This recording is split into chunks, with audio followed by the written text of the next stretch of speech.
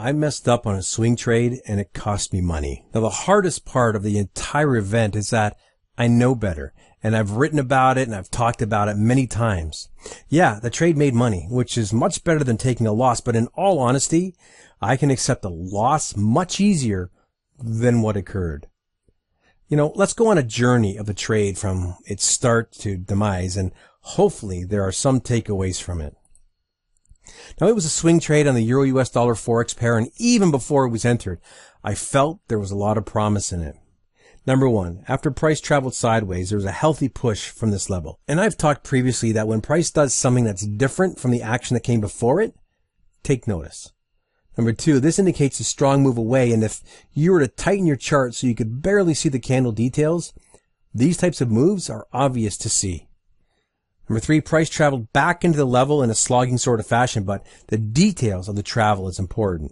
You can also see price did not break from the bottom of the level, and it rallied out after a little bit of retracement into the zone. The common description of this event was that there was a strong imbalance of buyers than sellers at this area, which is indicated by the strong move.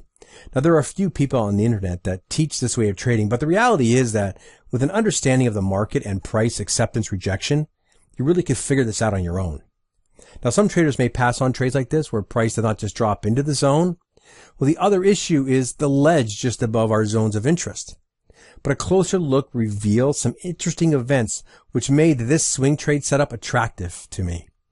Now, the upper shadows I've marked off, it's actually price returning to where price resisted and dropped. And what's happening at these shadows? Orders are being filled.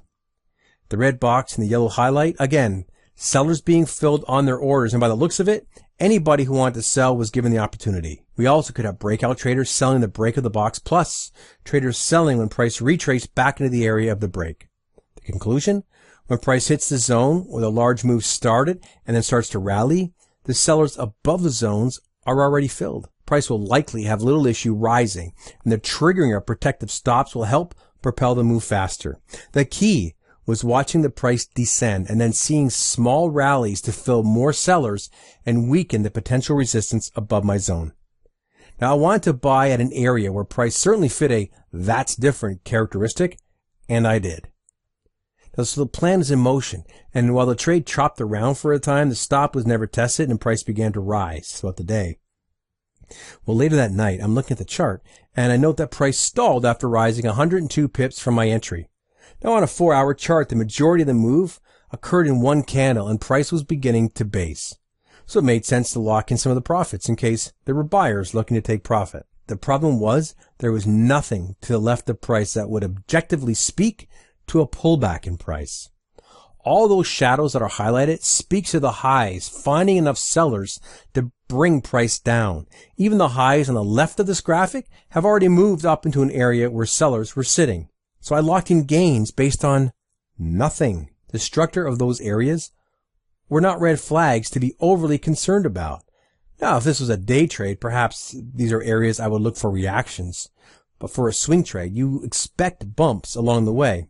But it gets worse. Now, I've spoken about price action entries, and one that I speak about is called a failure test.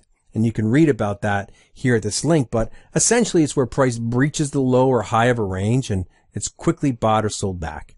In the direction of the order flow, it's a great trade entry. Now, textbooks always talk about placing your stop just below or above a swing level or on either side of a range. The problem is that these are easy targets for those that move the markets because they know that these areas are loaded with stops. They trigger the stops, they add order flow, they get better fills, propel price. And I placed my stop exactly where I would have looked for buying. Price ranged, and the test of the low of the range is bought up after exceeding my stop by 2 pips. And at this point here, price went on to rally over 130 pips. But here's another thing. This is a new sub-account where I want to build it up without adding funds from another account. The risk is 6% of the trading account per trade, and when combined with fairly tight stops due to the nature of the setups, the position size can be a handful of mini lots. Now, if I'd adhered to what I write about, this trade would have been a great account builder, as it was just shy of what my target was for a scale out at 1.1260, and my ultimate target was 1.1 1.1330, and on the Friday, price went up to 1.1385. Now, many of you may be wondering how I made such an amateur mistake when I clearly know better. The answer is, I was multitasking. Interesting enough, I wrote about focus not too long ago. Now, I hope you take away a few things from a mistake with this swing trade. Most of all, silly mistakes can cost you not only profit, but too many of them will just eat away at any success that you may have.